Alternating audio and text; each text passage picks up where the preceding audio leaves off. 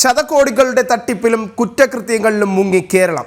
തട്ടിപ്പ് കേരളം മുഴുവനും തുടർക്കഥയാകുമ്പോഴും നമ്മുടെ രഹസ്യാന്വേഷണ സംവിധാനങ്ങൾ നോക്കുകുത്തിയാവുകയാണ്. കുറ്റകൃത്യങ്ങളുടെ ലോകത്തേക്കുള്ള സമഗ്ര വാർത്തകളുമായി കാക്കിയിലേക്ക് പ്രേക്ഷകർക്ക് സ്വാഗതം.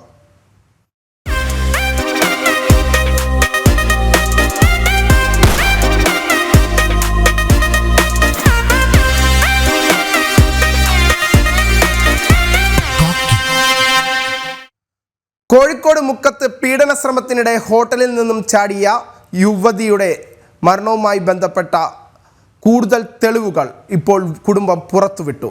മുഖ്യപ്രതി ദേവദാസ് തിങ്കളാഴ്ച യുവതിയുടെ ഫോണിലേക്ക് അയച്ച സന്ദേശമാണ് കുടുംബം പുറത്തുവിട്ടത്. പലതവണ യുവതിയോട് മോശമായി പെരുമാറുന്ന സന്ദേശവും പുറത്തു വന്നു.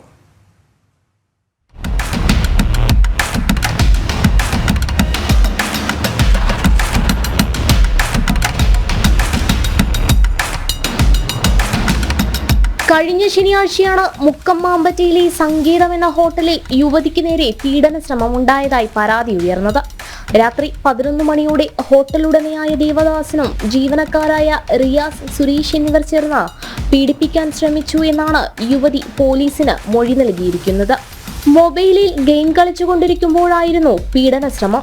രക്ഷപ്പെടാനുള്ള ശ്രമത്തിനിടെ താഴേക്കു ചാടിയ പയ്യന്നൂർ സ്വദേശിനിയായ യുവതി ഇപ്പോഴും കോഴിക്കോട് മെഡിക്കൽ കോളേജ് ആശുപത്രിയിൽ ചികിത്സയിൽ തുടരുകയാണ്.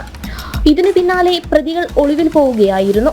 യുവതിയെ പീഡിപ്പിക്കാൻ ശ്രമിക്കുന്നതിന്റെ ഡിജിറ്റൽ തെളിവുകൾ ഉൾപ്പെടെ കുടുംബം പുറത്തുവിട്ടിരുന്നു. ദേവദാസിനെ കഴിഞ്ഞ ദിവസമാണ് പോലീസിന് പിടികൂടാനായത്. 2 പ്രതികൾ ഇന്ന് താമരശ്ശേരി കോടതിയിൽ കീഴടങ്ങുകയായിരുന്നു.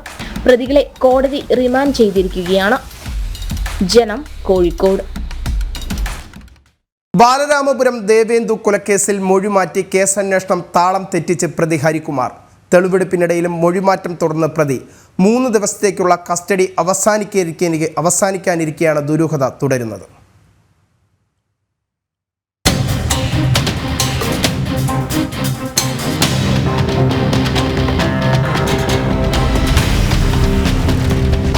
ബാലരാമപുരത്ത് ദേവേന്ദു എന്ന 2.5 വയസ്സുകാരിയെ കിണറ്റിൽ മരിച്ച നിലയിൽ കണ്ടെത്തിയത് ഇക്കഴിഞ്ഞ 30-നാണ്.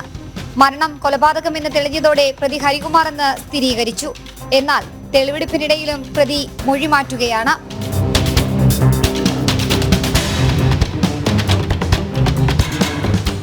ഇതോടെ മരണത്തിൽ കൂടുതൽ വ്യക്തത തേടുകയാണ് പോലീസ്. അമ്മാവൻ ഹരികുമാർ കിണറ്റിലെറിഞ്ഞ് കൊലപ്പെടുത്തിയ സംഭവത്തിന്റെ ചുരുളഴിക്കാൻ പോലീസിന്റെ അവസാന ശ്രമങ്ങൾ തുടരുന്നുണ്ട്. പ്രതി അമ്മാവൻ ഹരികുമാറിനെ പോലീസ് കസ്റ്റഡിയിൽ കൂടുതൽ ചോദ്യം ചെയ്തു. കസ്റ്റഡി കാലാവധി കഴിയും മുൻപേ കേസിൽ വ്യക്തത വരുത്താനാണ് പോലീസ് ഒരുങ്ങുന്നത്.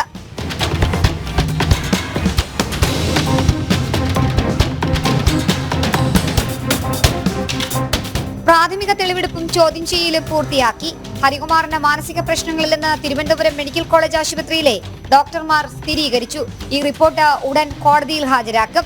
സഹോദരി ശ്രീധുവിനെ സഹായിക്കാൻ ഹരികുമാർ സ്വയം കുറ്റമേറ്റതാണോ എന്നാണ് പോലീസ് അന്വേഷിക്കുന്നത്. കേസിൽ കുട്ടിയുടെ അമ്മ ശ്രീധുവിനെ പോലീസ് കസ്റ്റഡിയിൽ വാങ്ങിയിട്ടുണ്ട്. ഇരുവരെയും ഒരുമിച്ചിരുത്തി ചോദ്യം ചെയ്യുന്നുണ്ട്. ശ്രീധുവിനെയും ഹരികുമാറിനെയും ഒന്നിച്ചിരുത്തി ചോദ്യം ചെയ്യുന്നതോടെ ദുരൂഹത നീക്കാനാകുമെന്ന നിഗമനത്തിലാണ് പോലീസ്. ജനം, തിരുവനന്തപുരം. എറണാകുളം അമ്പലമുകൾ പോലീസ് സ്റ്റേഷനിൽ മോഷണക്കേസിൽ പിടിയിലായ കാപ്പ കേസ് പ്രതികളുടെ അതിക്രമം. പ്രതികളെ പിടികൂടുന്നതിനെതിരെ ബന്ധുക്കളും സ്റ്റേഷനിലെത്തി പ്രതിഷേധിച്ചിരുന്നു. പ്രതികളുടെ അക്രമത്തിൽ 3 സിവിൽ പോലീസ് ഉദ്യോഗസ്ഥർക്ക് പരിക്കേറ്റു.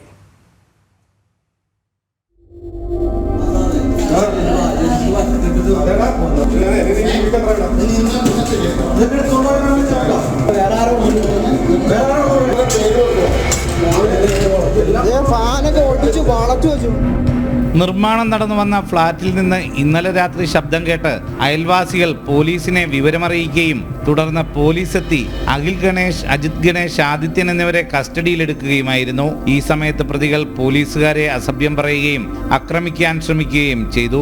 സ്റ്റേഷനിലെത്തിയ ശേഷവും ഇവർ അതിക്രമം തുടർന്നതായും പ്രതികൾ പോലീസ് സ്റ്റേഷനുള്ളിൽ 30,000-ഓളം രൂപയുടെ നാശനഷ്ടങ്ങൾ വരുത്തിയതായും തൃക്കാക്കര ACP PV ബേബി പറഞ്ഞു. അവര് സ്റ്റേഷനിൽ ലോക്കപ്പിൽ ലോക്കപ്പിലെ പ്രോപ്പർട്ടികളും സ്റ്റേഷനിലെ പ്രോപ്പർട്ടികളും എല്ലാം അടിച്ച് പൊളിച്ച് തകർക്കുകയും വളരെ ക്രമരഹിതമായി പെരുമാറുകയും ചെയ്ത സാഹചര്യം ഉണ്ടായിരുന്നു. അപ്പോൾ അതിന് പോലീസ് സ്റ്റേഷനിലെ പ്രോപ്പർട്ടികൾ നശിപ്പിച്ച ഒരു കാര്യത്തിന് PDPPയുടെ ഒരു കേസും പബ്ലിക് പ്രോപ്പർട്ടി നശിപ്പിച്ചതിനൊരു കേസ് കൊടുത്തിട്ടുണ്ട്. അവരെ കോടതിയിൽ ഹാജരാക്കാനായിട്ട് പുറത്തിറങ്ങിയ സമയത്താണ് അവിടെ അവരെ കൊണ്ടുപോകാനായിട്ട് എസ്കോർട്ട് ചെയ്യുന്ന പോലീസ് ഉദ്യോഗസ്ഥരെയും മറ്റും അവർ ആക്രമിക്കുകയും അവരുടെ ബന്ധുക്കളും ഒക്കെ കൂടി ഇവിടെ അവരെ തടസ്സപ്പെടുത്തുകയും ചെയ്തൊരു കാര്യം ഉണ്ടായിരുന്നു. അതിനും നമ്മൾ നടപടികൾ എടുക്കുന്നുണ്ട്. പ്രതികൾക്കൊപ്പം പോയ പോലീസ് ഉദ്യോഗസ്ഥരെ ആക്രമിക്കുകയും വ്യാഴാഴ്ച രാവിലെ പ്രതികളുടെ ബന്ധുക്കളെത്തി പോലീസ് നടപടികൾ തടസ്സപ്പെടുത്താൻ ശ്രമിക്കുകയും ചെയ്തു. ഇതിനെതിരെ ദൃശ്യങ്ങൾ പരിശോധിച്ച് നടപടി സ്വീകരിക്കുമെന്ന് പോലീസ് വ്യക്തമാക്കി. സഹോദരന്മാരായ അഖിലും അജിത്തുമാണ് കേസിലെ പ്രധാന പ്രതികൾ. ഇവർക്കെതിരെ 17ഉം 14ഉം കേസുകളുണ്ടെന്നും ACP പറഞ്ഞു. അറസ്റ്റ് ചെയ്ത സ്റ്റേഷനിലെത്തിച്ച പ്രതികൾ പോലീസുകാരെ അസഭ്യം പറയുകയും വാതിൽ തല്ലിപ്പൊളിക്കുകയും CCTV ഫുട്ടേജ് കാണുന്ന കമ്പ്യൂട്ടറിന്റെ മോണിറ്റർ തല്ലിപ്പൊളിക്കുകയും ചെയ്തതായും പോലീസ് ആരോപിച്ചു.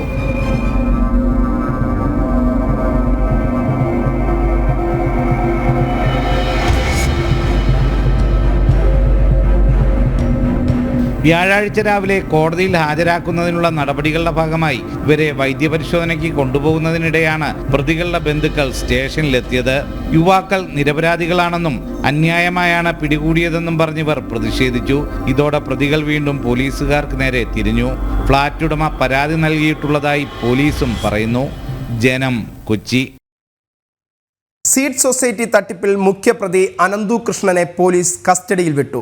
5 ദിവസത്തേക്കാണ് കസ്റ്റഡി അനുവദിച്ചത്. മൂവാറ്റുപുഴയിൽ രജിസ്റ്റർ ചെയ്ത കേസുകളിലാണ് ഇയാളെ ചോദ്യം ചെയ്യുന്നത്. അനന്തു കൃഷ്ണന്റെ വാഹനങ്ങൾ ഇന്ന് പോലീസ് കസ്റ്റഡിയിലെടുത്തിരുന്നു.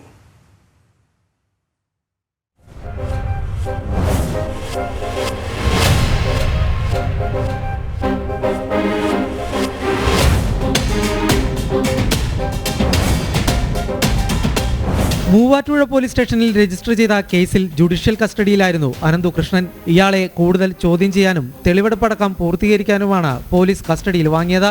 തട്ടിപ്പിന്റെ കൂടുതൽ വിവരങ്ങൾ പുറത്തുവരാനുണ്ടെന്നാണ് പോലീസ് പറയുന്നത്. ചോദ്യം ചെയ്യൽ പൂർത്തിയായതിനു ശേഷമാകും തെളിവെടുപ്പ്. മൂവാറ്റുപുഴയിലെ സീഡിന്റെ ഓഫീസിലും എറണാകുളത്തെ ഓഫീസിലുമാകും പ്രധാനമായും തെളിവെടുപ്പ് നടക്കുക. അതിനിടെ അനന്തു കൃഷ്ണന്റെ വാഹനങ്ങൾ പോലീസ് കസ്റ്റഡിയിലെടുത്തു. ഇന്നോവ ക്രിസ്റ്റ അടക്കം 3 കാറുകളാണ് കസ്റ്റഡിയിലെടുത്തത്. ഈ വാഹനങ്ങൾ വാങ്ങിയത് തട്ടിയെടുത്ത പണം ഉപയോഗിച്ചാണെന്നാണ് പോലീസിന്റെ കണ്ടെത്തൽ. അനന്തു കൃഷ്ണന്റെ അനധികൃത സ്വത്തുക്കൾ കണ്ടുകെട്ടാനുള്ള നടപടികളും ആരംഭിച്ചിട്ടുണ്ട്.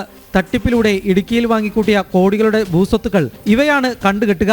അതേസമയം സീഡ് സൊസൈറ്റിക്കെതിരെ നിരവധി പരാതികളാണ് പോലീസിന് ലഭിച്ചുകൊണ്ടിരിക്കുന്നത്. തട്ടിപ്പിൽ ഇടുക്കി ജില്ലയിൽ മാത്രം ലഭിച്ചത് 813 പരാതികളാണ്. ഇതിൽ 22 കേസുകൾ രജിസ്റ്റർ ചെയ്തു. തൊടുപുഴയിലും കരിമണ്ണൂരിലുമാണ് ഏറ്റവും കൂടുതൽ പരാതികൾ രജിസ്റ്റർ ചെയ്തത്. ജനം, കൊച്ചി. വാഹനങ്ങളുടെ പകുതി വില വാഗ്ദാന തട്ടിപ്പിൽ അപേക്ഷകൾ സ്വീകരിക്കാൻ ഡിജിറ്റൽ പ്ലാറ്റ്ഫോം ഒരുക്കിയതായി കണ്ടെത്തൽ. ഡിജിറ്റൽ ഗ്രാമം എന്ന പേരിലാണ് ഓൺലൈൻ പോർട്ടൽ വഴിയും ആളുകളെ ചേർത്തത്. സീഡിന് പുറമെ വേറെയും കമ്പനികൾ പദ്ധതിയിലുണ്ടായിരുന്നതായും പോലീസിന്റെ കണ്ടെത്തൽ.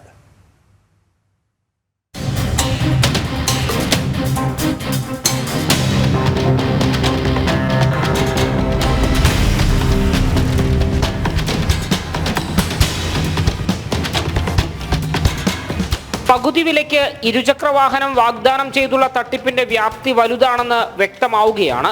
ആളുകളുടെ അപേക്ഷകൾ സ്വീകരിക്കാൻ ഡിജിറ്റൽ ഗ്രാമം എന്ന പേരിൽ ഓൺലൈൻ പോർട്ടൽ പ്രവർത്തിച്ചു. 3 ഘട്ടങ്ങളിലായി ഇതിൽ രജിസ്ട്രേഷൻ പൂർത്തിയാക്കിയാലേ പകുതി വിലയ്ക്ക് സ്കൂട്ടർ ഉൾപ്പെടെ ലഭിക്കുന്ന പദ്ധതിയിൽ അംഗമാകാനാകൂ എന്നായിരുന്നു പ്രചാരണം. മൊബൈൽ ഫോണുകൾ പകുതി വിലയ്ക്ക് ലഭിക്കുമെന്ന് വാഗ്ദാനം ചെയ്ത് കണ്ണൂർ എടക്കാട് സീഡ് സൊസൈറ്റി നൽകിയ പദ്ധതിയുടെ പരസ്യത്തിലാണ് ഇക്കാര്യങ്ങളുള്ളത്. ഇതിനു പുറമെ പണം ട്രാൻസ്ഫർ ചെയ്യാനും ഓൺലൈൻ സംവിധാനം ഉണ്ടായിരുന്നു. സീഡ് സൊസൈറ്റികൾക്ക് പുറമെ വേറെയും കമ്പനികളോ സൊസൈറ്റികളോ വിവിധ ഘട്ടങ്ങളിൽ പദ്ധതികളുമായി സഹകരിച്ചെന്നാണ് വ്യക്തമാകുന്നത്.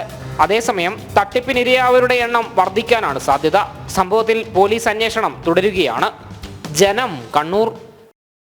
CSR ഫണ്ട് തട്ടിപ്പിൽ കൊല്ലത്തെ പോലീസ് സ്റ്റേഷനുകളിലും പരാതികൾ ലഭിച്ചു. ചവറ, കരുനാഗപ്പള്ളി, ഓച്ചിറ സ്റ്റേഷനുകളിലായി 45 പരാതികളാണ് ലഭിച്ചത്. പകുതി പൈസയ്ക്ക് സ്കൂട്ടർ, ഗൃഹോപകരണങ്ങൾ, കമ്പ്യൂട്ടറുകൾ എന്നിങ്ങനെയുള്ള വാഗ്ദാനങ്ങൾ നൽകിയായിരുന്നു തട്ടിപ്പുകൾ.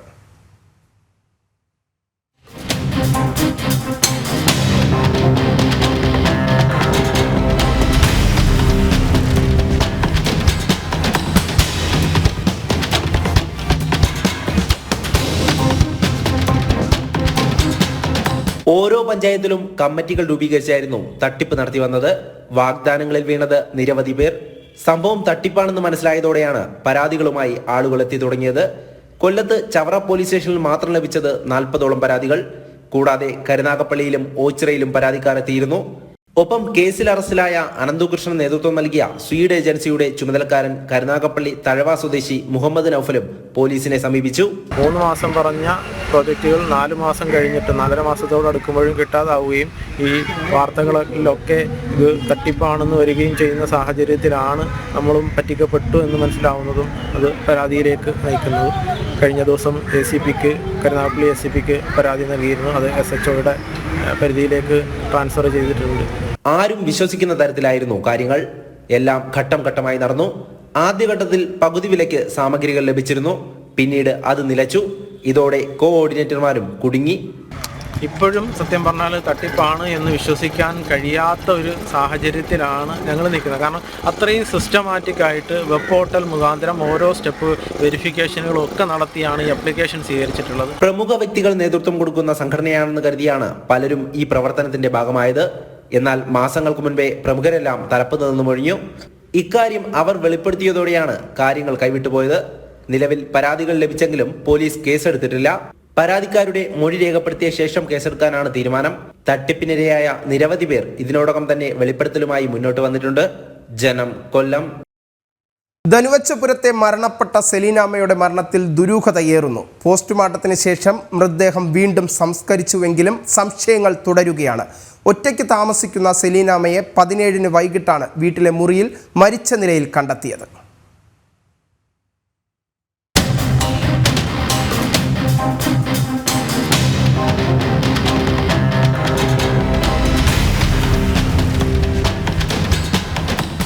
ഒറ്റയ്ക്ക് താമസിച്ചിരുന്ന ധനുവച്ചപുരം സ്വദേശി സെലീനാമ്മയെ കഴിഞ്ഞ മാസം 17-ന് വൈകിട്ടാണ് വീട്ടിലെ മുറിയിൽ മരിച്ച നിലയിൽ കണ്ടെത്തിയത്. അന്ന് സംശയങ്ങൾ ഉന്നയിച്ചില്ലെങ്കിലും പിന്നീട് മരണത്തിൽ ദുരൂഹത ഉയരുകയായിരുന്നു.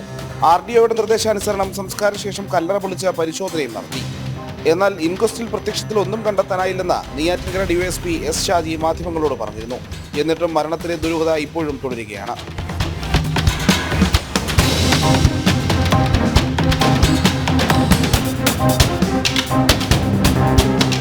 സെലീനാമ്മയുടെ കാര്യത്തിലെ മാല മുക്കുബണ്ഡമായതിലാണ് സംശയം തുടരുന്നത്. പോസ്റ്റ്മോർട്ടം റിപ്പോർട്ടും ആന്തരികാവയവ ഫലവും വന്നാലേ കേസിൽ വ്യക്തത വരികയുള്ളൂ. മകന്റെ പരാതിയിലാണ് അന്വേഷണം നടത്തുന്നത്. മരണത്തിന് 10 ദിവസം മുൻപാണ് 3 പവന്റെ മാല വാങ്ങിയത്.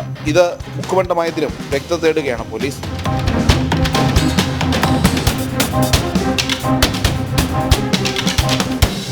ജനം, തിരുവനന്തപുരം.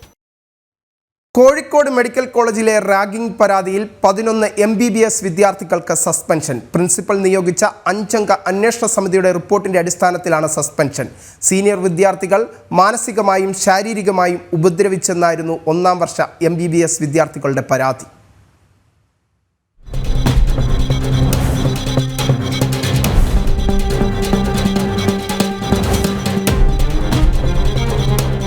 ഒരു മാസം മുൻപാണ് കോളേജ് ഹോസ്റ്റലിൽ വെച്ച് 2-ാം വർഷ MBBS വിദ്യാർത്ഥികൾ ചേർന്ന 1-ാം വർഷ MBBS വിദ്യാർത്ഥികളെ റാഗ് ചെയ്തു എന്ന പരാതി കോളേജ് പ്രിൻസിപ്പാളിന് ലഭിക്കുന്നത്. സീനിയർ വിദ്യാർത്ഥികൾ മാനസികമായും ശാരീരികമായും ഉപദ്രവിച്ചുവെന്നായിരുന്നു ജൂനിയർ വിദ്യാർത്ഥികളുടെ പരാതി. സംഭവത്തിൽ അന്വേഷണം നടത്താൻ കോളേജ് പ്രിൻസിപ്പൽ 5-അംഗ സമിതിയെ നിയോഗിച്ചിരുന്നു. സമിതിയുടെ റിപ്പോർട്ടിന്റെ അടിസ്ഥാനത്തിലാണ് വിദ്യാർത്ഥികളെ സസ്പെൻഡ് ചെയ്തത്. തുടർ നടപടിക്കായി റിപ്പോർട്ട് മെഡിക്കൽ കോളേജ് പോലീസിന് കൈമാറുകയും ചെയ്തു. കോഴിക്കോട് മെഡിക്കൽ കോളേജിൽ നിന്ന് മുൻപും ഇത്തരത്തിൽ റാഗിംഗ് പരാതി ഉയർന്നിരുന്നു. റാഗിങ്ങിനെ തുടർന്ന് പഠനം പാതി വഴിയിൽ ഉപേക്ഷിച്ച് വിദ്യാർത്ഥികൾ പോകുന്ന സാഹചര്യം പോലും ഉണ്ടായിട്ടുണ്ട്. റാഗ് ചെയ്ത വിദ്യാർത്ഥികൾക്കെതിരെ നിയമപരമായി കർശന നടപടി സ്വീകരിക്കണമെന്നാണ് 1-ാം വർഷ വിദ്യാർത്ഥികളുടെ ആവശ്യം. ജനം, കോഴിക്കോട്. ക്രിസ്മസ് പരീക്ഷാ ചോദ്യപേപ്പർ ചോർച്ചയിൽ MS സൊല്യൂഷൻ ഉടമ ഷുഹൈബിനെ പ്രതിക്കൂട്ടിലാക്കി ജീവനക്കാരായ അധ്യാപകരുടെ മൊഴി. ഷുഹൈബ് തയ്യാറാക്കി തന്ന ചോദ്യങ്ങൾ അവതരിപ്പിക്കുക മാത്രമാണ് ചെയ്തതെന്ന് അധ്യാപകർ ക്രൈംബ്രാഞ്ചിന് മൊഴി നൽകി. ഷുഹൈബ് ഇപ്പോഴും ഒളിവിൽ കഴിയുകയാണ്.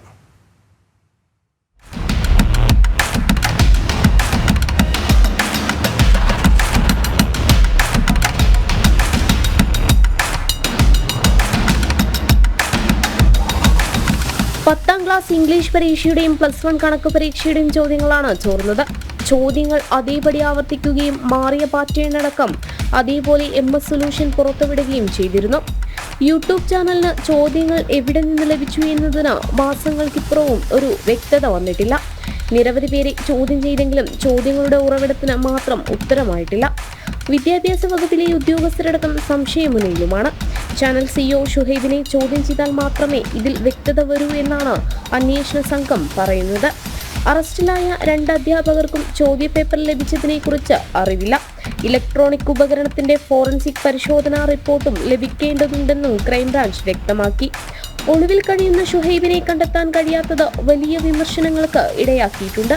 മുൻകൂർ ജാമ്യാപേക്ഷയിൽ തീർപ്പാക്കുന്നതുവരെ ഷുഹൈബിനെ അറസ്റ്റ് ചെയ്യാൻ പാടില്ലെന്നാണ് ഹൈക്കോടതിയുടെ നിർദ്ദേശം. അടുത്ത ബുധനാഴ്ചയാണ് ഹർജി പരിഗണിക്കുന്നത്. ജനം, കോഴിക്കോട്. മനുഷ്യക്കടത്തിനിരയായ യുവാവിനെ ദുരൂഹ സാഹചര്യത്തിൽ മരിച്ച നിലയിൽ കണ്ടെത്തി. തിരുവനന്തപുരം പൊഴിയൂർ സ്വദേശിയായ ഡേവിഡ് മുത്തപ്പനാണ് മരിച്ചത്. നെയ്യാറ്റിൻകരയിലെ ലോഡ്ജ് മുറിയിലാണ് മൃതദേഹം കണ്ടെത്തിയത്. ഇൻക്വസ്റ്റ് നടപടികൾക്ക് ശേഷം മൃതദേഹം പോസ്റ്റ്മോർട്ടത്തിനായി മെഡിക്കൽ കോളേജിലേക്ക് മാറ്റി.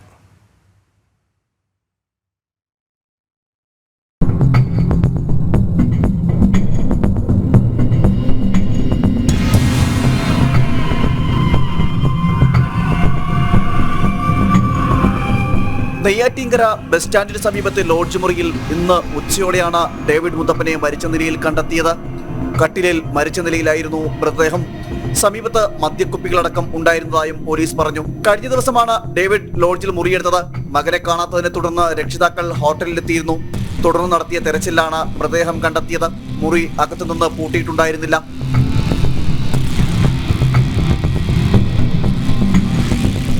സംഭവത്തിൽ നെയ്യാറ്റിൻകര പോലീസ് കേസെടുത്തു. ഇൻക്വസ്റ്റ് നടപടികൾ പൂർത്തിയാക്കിയ ശേഷം മൃതദേഹം പോസ്റ്റ്മോർട്ടത്തിനായി തിരുവനന്തപുരം മെഡിക്കൽ കോളേജിലേക്ക് കൊണ്ടുപോയി. റഷ്യയിൽ മനുഷ്യക്കടത്തിന് ഇരയായ ഡേവിഡ് മുത്തപ്പൻ കഴിഞ്ഞ 6 മാസം മുമ്പാണ് നാട്ടിൽ തിരിച്ചെത്തിയത്. സാമ്പത്തിക പ്രതിസന്ധിയെ തുടർന്ന് ആത്മഹത്യ ചെയ്തതാകാമെന്നതാണ് പ്രാഥമിക നിഗമനം. ജനം, തിരുവനന്തപുരം. കഞ്ചാവ് ഉപയോഗിച്ചതിന് ശേഷം വാഹനമോടിച്ച സ്വകാര്യ ബസ് ഡ്രൈവർ അറസ്റ്റിൽ. കോഴിക്കോട് സ്വദേശിയായ ഫൈജാസ് വയ ആണ് അറസ്റ്റിലായത്.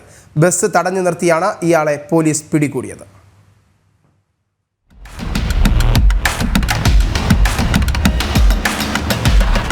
ഇന്നുച്ചയ്ക്ക് പെരുമണ്ണ SBI ബാങ്കിന് മുന്നിൽ വെച്ചാണ് പന്തരങ്കാവ് SIയും സംഘവും ഫൈജാസിനെ പിടികൂടിയത്. പെരുമണ്ണ കോഴിക്കോട് റൂട്ടിലോടുന്ന KL 57J1744 നമ്പർ റോഡ് കിങ് എന്ന സിറ്റി ബസ്സിലെ ഡ്രൈവർ കഞ്ചാവ് ഉപയോഗിച്ചാണ് വാഹനം ഓടിക്കുന്നതെന്ന രഹസ്യ വിവരം ലഭിച്ചതിന്റെ അടിസ്ഥാനത്തിലാണ് പോലീസ് പരിശോധന നടത്തിയത്. ലഹരിക്കെതിരെ കോഴിക്കോട് സിറ്റി പോലീസ് എന്നൊരു സന്ദേശം ഉയർത്തിക്കൊണ്ട് ബഹുമാനപ്പെട്ട ജില്ലാ പോലീസ് മേധാവിയുടെ നേതൃത്വത്തിൽ വ്യാപകമായിട്ട് നമ്മുടെ ഈ ലഹരി മരുന്ന് കടത്തുന്നവർക്കെതിരെയും അതുപോലെ അത് ഉപയോഗിക്കുന്നവർക്കെതിരെയും കർശന നടപടി സ്വീകരിക്കാൻ വേണ്ടിയിട്ട് നിർദ്ദേശമുണ്ടായിരുന്നു. ഇദ്ദേഹം ജോലി ആരംഭിക്കുന്നതിന് മുമ്പേ തന്നെ ഇത് ഉപയോഗിക്കും. പിന്നെ ഇടവേളകളിൽ ഉപയോഗിക്കുന്ന പ്രവണതയുണ്ട് എന്നാണ് കുറേ നാളുകളായി തുടങ്ങിയതാണ്. അപ്പോൾ ഇതിൻ്റെ സോഴ്സ് എന്താണെന്ന് നമ്മുടെ ബഹുമാനപ്പെട്ട assistant commissioner of police Siddique sir നമുക്ക് കർശന നിർദ്ദേശം തന്നിട്ടുണ്ട്. ഇതിൻ്റെ സോഴ്സ് കണ്ടെത്താനും അവരെ കൂടി ഇതിൻ്റെ ഈ നിയമത്തിൻ്റെ ഇതിലേക്ക് കൊണ്ടുവരാൻ വേണ്ടിയിട്ടുള്ള നിർദ്ദേശം നൽകിയിട്ട് ഇനി തുടർന്ന് നമ്മൾ ആ പരിപാടിയിലേക്കാണ് പോകുന്നത്. കഞ്ചാവ് ലഹരിയിലായിരുന്ന ഇയാളുടെ പോക്കറ്റിൽ നിന്നും ഉപയോഗിക്കാൻ സൂക്ഷിച്ചിരുന്ന കഞ്ചാവും പിടികൂടി. ബസ്സും ഡ്രൈവറെയും പോലീസ് കസ്റ്റഡിയിലെടുത്തു. യാത്രക്കാരുടെ ജീവൻ അപകടത്തിലാക്കുന്ന രീതിയിൽ പെരുമാറിയ ഡ്രൈവറുടെ ലൈസൻസ് സസ്പെൻഡ് ചെയ്യാൻ മോട്ടോർ വാഹന വകുപ്പിനോട് ശുപാർശ ചെയ്യുമെന്നും പോലീസ് വ്യക്തമാക്കി. കഞ്ചാവ് എവിടെ നിന്ന് ലഭിച്ചു എന്നതിനെക്കുറിച്ചും അന്വേഷിക്കും. ലഹരി ഇടപാടുമായി ബന്ധപ്പെട്ട് വരും ദിവസങ്ങളിൽ കൂടുതൽ പരിശോധനയും നടപടികളും ഉണ്ടാകുമെന്നും പോലീസ് അറിയിച്ചു. ജനം, കോഴിക്കോട്. കൊല്ലം അഞ്ചലിൽ രാസലഹരി വേട്ടയുമായി ബന്ധപ്പെട്ട് കൂടുതൽ അറസ്റ്റ്.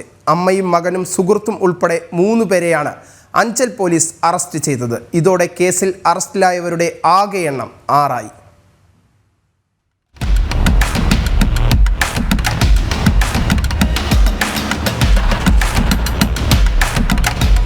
അലേമൺ കണ്ണംകോട് സ്വദേശി ലീന ജേക്കബ്, മകൻ റൊണാക് സജു ജോർജ്, സുഹൃത്ത് ആകാശ് എന്നിവരാണ് അഞ്ചൽ പോലീസിന്റെ പിടിയിലായത്. കഴിഞ്ഞ നവംബർ മാസത്തിൽ അഞ്ചൽ ബൈപ്പാസിൽ നടന്ന MDMA വേട്ടയുമായി ബന്ധപ്പെട്ടാണ് പോലീസ് നടപടി.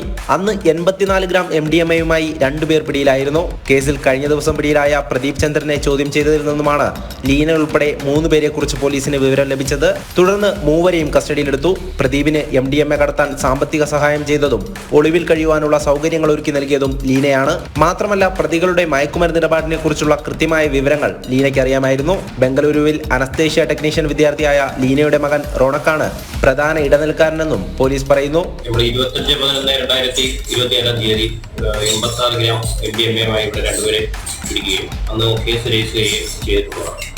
അതുമായി ബന്ധപ്പെട്ട് കൂടുതൽ പ്രതികൾ അതിൽ ഉൾപ്പെട്ടതായി ഞങ്ങൾക്ക് വിവരം ലഭിക്കുകയാണ്. അവരെ നിരീക്ഷിച്ചു വരികയും കഴിഞ്ഞ 2 ദിവസമായി അതിലൊരു 4 പേരെ പ്രദീപ്, ലീന, റോണക്ക്, ആകാശ് എന്നിവരെ ഇന്നലെ മലയാളമായി 2 ദിവസമായി അറസ്റ്റ് ചെയ്തിട്ടുള്ളതാണ്. ഇവർക്ക് 4 പേർക്കും ഈ കേസുമായി ബന്ധപ്പെട്ട് വ്യക്തമായി അറിവുണ്ടായിരുന്നു, അതിനകത്ത് പങ്കുണ്ടായിരുന്നു. ഈ ലീന എന്ന് പറയുന്ന സ്ത്രീ ഈ പ്രതികൾക്ക് വേണ്ടി ഫണ്ട് അതിനകത്ത് അവൈലബിൾ ആക്കുകയും അവർക്ക് ഒളിവിൽ താമസിക്കാനുള്ള സൗകര്യം ഒരുക്കി കൊടുക്കുകയും ചെയ്തു.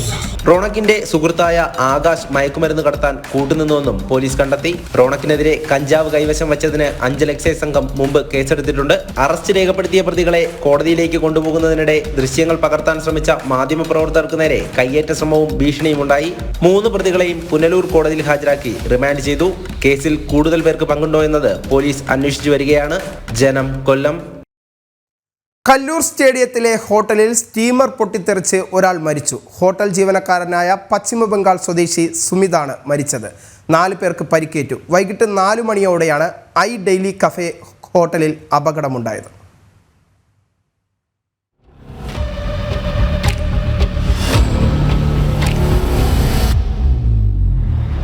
പിന്നെ നമുക്ക് അതിൻ്റെ ഉള്ളിൽ ആളുണ്ടെന്ന് തോന്നിയപ്പോൾ നോക്കാൻ പറഞ്ഞു. അപ്പം അതിൻ്റെ ഉള്ളിൽ 2 പേര് കൂടുതലായിട്ട് ഇഞ്ചുറി പറ്റിയിട്ടുണ്ടായിരുന്നു. അതായത് ഒരാൾ ദേഹം മൊത്തം പൊള്ളിയിട്ട് പുള്ളിനെ തൊടാൻ പറ്റില്ല നമുക്ക്. പുള്ളിക്ക് പെയിൻ ഉണ്ട്, പക്ഷെ പുള്ളി ഓക്കെയാണ്.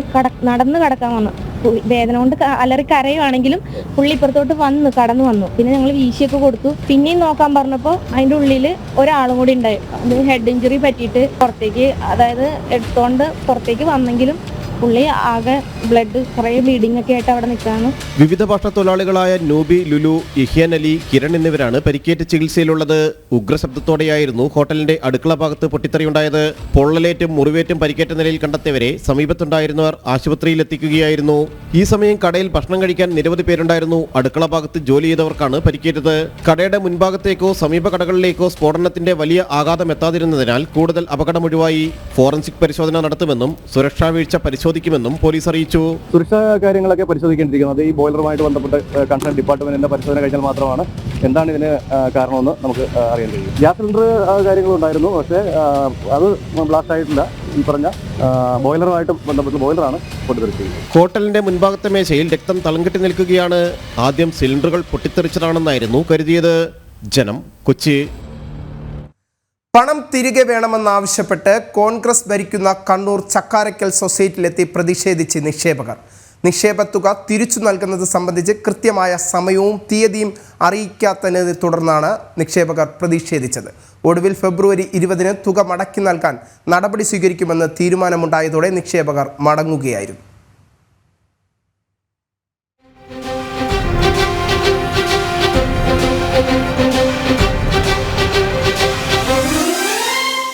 കോടികളുടെ സാമ്പത്തിക തിരിമറി നടന്നുവെന്ന ആരോപണം നേരിടുന്ന കോൺഗ്രസ് നിയന്ത്രണത്തിലുള്ള ചക്കരക്കല്ലിലെ കണ്ണൂർ ജില്ലാ ബിൽഡിംഗ് മെറ്റീരിയൽ കോഓപ്പറേറ്റീവ് സൊസൈറ്റിയിലാണ് നിക്ഷേപകർ സംഘടിച്ചെത്തി നിക്ഷേപ തുക ആവശ്യപ്പെട്ടത്. തുക തിരിച്ചു നൽകുന്നത് സംബന്ധിച്ച് കൃത്യമായ സമയവും തീയതിയും അറിയിക്കാനാകാതെ വന്നതോടെ നിക്ഷേപകർ ബഹളം തുടങ്ങി. ഏറെ സമയം നീണ്ട ബഹളം സംഘർഷാവസ്ഥയിലേക്ക് നീങ്ങി. കയ്യാങ്കളിയാകുമെന്നതായതോടെ അവിടെ എത്തിയ നിക്ഷേപകരിൽ ചിലർ ഇടപെട്ട് രംഗം ശാന്തമാക്കുകയായിരുന്നു. കോൺഗ്രസ് നിയന്ത്രണത്തിലുള്ള സൊസൈറ്റിയിൽ മാസങ്ങളായി പ്രശ്നം നിലനിൽക്കുന്നുണ്ട്. തുക തിരിച്ചു നൽകുന്നത് സംബന്ധിച്ച് സൊസൈറ്റി പ്രസിഡന്റുമായും ഭരണസമിതി അംഗങ്ങളുമായി നിക്ഷേപകർ ചർച്ച നടത്തി. തുക തിരിച്ചു നൽകുന്നതിൽ കൃത്യമായ തീയതി നൽകുന്നതിൽ അവ്യക്തത വന്നതോടെയാണ് സംഘർഷാവസ്ഥ ഉടലെടുത്തത്. ഒടുവിൽ ഫെബ്രുവരി 20-ന് തുക മടക്കി നൽകാൻ നടപടി സ്വീകരിക്കുമെന്ന തീരുമാനമുണ്ടായതോടെ നിക്ഷേപകർ മടങ്ങിപ്പോവുകയായിരുന്നു. ജനം, കണ്ണൂർ. കുറ്റകൃത്യങ്ങളുടെ സമഗ്ര വാർത്തകളുമായി നാളെ വീണ്ടും കാണാം. കാക്കി സൈനിങ് ഓഫ്. വി വിനീഷ്.